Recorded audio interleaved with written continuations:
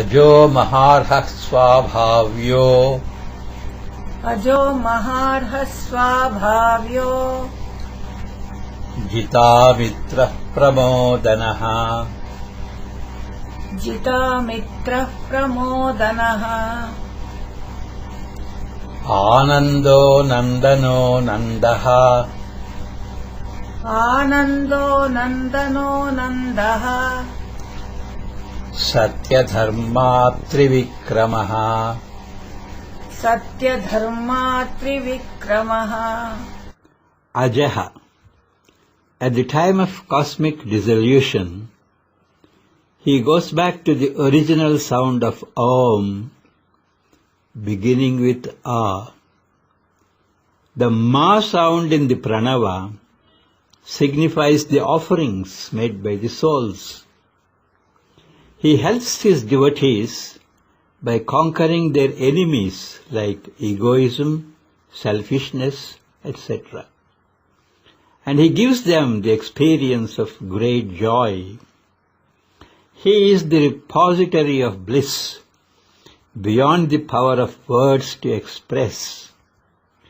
He has shown the direction to reach him. He has established his own truthfulness and integrity. He has filled all the three Vedas with his glory and power, yet he remains beyond them. Ajaha अजः Maharhaha महार्हः Swabhavyah स्वाभाव्यः Jitamitraha जितामित्रः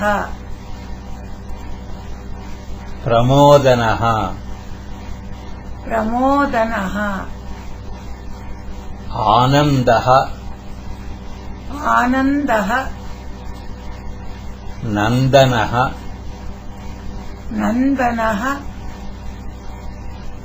Nandaha नन्दः Satyadharma Satyadharma Trivikramaha त्रिविक्रमः Om Ajaya Namaha ॐ अजाय नमः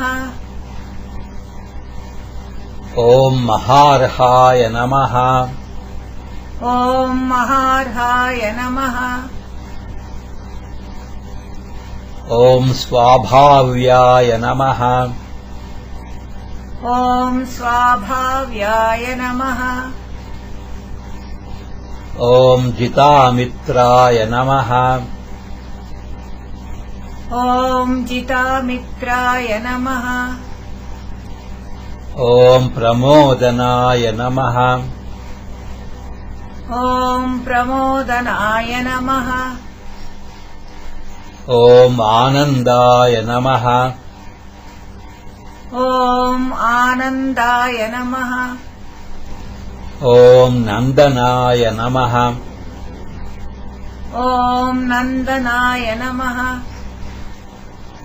Om Nandaya Namaha ॐ नन्दाय नमः Om Satyadharmane Namaha ॐ सत्यधर्मणे नमः Om Trivikramaya Namaha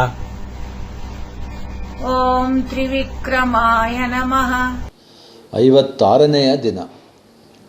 ಅಜಹ. ಪ್ರಳಯ ಕಾಲದಲ್ಲಿ ಅಕಾರದಿಂದ ಆರಂಭವಾಗುವ ಆ, ಉ, ಮ ಶಬ್ದಗಳ ಓಂ ಎಂಬ ಮೂಲ ಶಬ್ದಕ್ಕೆ ಹಿಂದಿರುಗುತ್ತಾನೆ ಈತ. ಪ್ರಣವ ಮಂತ್ರದಲ್ಲಿನ ಮಕಾರ ಶಬ್ದವು ಆತ್ಮಗಳ ನಿವೇದನೆಯನ್ನು ಸೂಚಿಸುತ್ತದೆ. ಭಕ್ತರಲ್ಲಿರುವ ಅಹಂ, ಸ್ವಾರ್ಥ ಮುಂತಾದ ಶತ್ರುಗಳನ್ನು ಹೊಡೆದೋಡಿಸುವ ಮೂಲಕ ಅವರ ಸಹಾಯಕ್ಕೆ ನಿಲ್ಲುತ್ತಾನೆ ಈತ.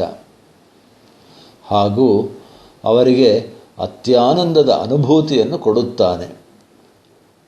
ವರ್ಣಿಸಲು ಬೇಕಾದ ಪದಗಳಿಗೆ ನಿಲುಕದ ಅತ್ಯಾನಂದವನ್ನು ಕರುಣಿಸುವ ಆನಂದದ ಭಂಡಾರ ಈತ. ಆತನನ್ನು ಸೇರುವ ಹಾದಿಯನ್ನು, ಮಾರ್ಗವನ್ನು ನಮಗೆ ತೋರಿಸಿದ್ದಾನೆ ಈತ.